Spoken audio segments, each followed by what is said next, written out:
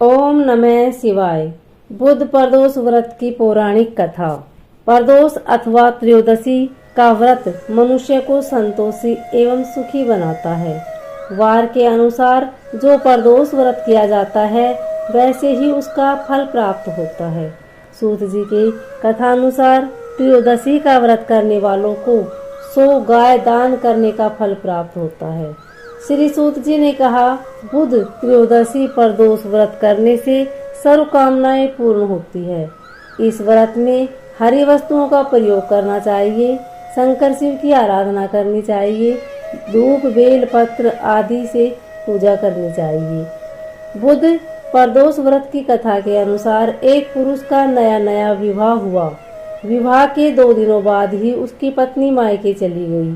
कुछ दिनों के बाद वह पुरुष पत्नी को लेने उसके यहाँ गया। बुधवार को जब वह पत्नी के साथ लौटने लगा तो ससुराल पक्ष ने उसे रोकने का प्रयत्न किया कि विदाई के लिए बुधवार शुभ नहीं होता, लेकिन वह नहीं माना और पत्नी के साथ चल पड़ा। नगर के बाहर पहुंचने पर पत्नी को प्यास लगी। पुरुष लोटा लेकर पानी की तलाश में चल पड़ा। पत्नी एक पेड़ के नीचे बैठ गई। थोड़ी देर बाद पुरुष पानी लेकर वापस लौटा। तब उसने देखा कि उसकी पत्नी किसी के साथ हंस कर बातें कर रही है और उसके लोटे से पानी पी रही है। उसको क्रोध आ गया। वह निकट पहुंचा तो उसके आश्चर्य का कोई ठिकाना न रहा, क्योंकि उस आदमी की सूरत उसी की भांति थी। पत्नी भी सोच में पड़ गई। दोनों पुरुष झगड़ने लगे। भीड़ इकट्ठी हो गई। सिपाही आ गई। हम सकल आदमियों को देख वे भी आश्चर्य में पड़ गए।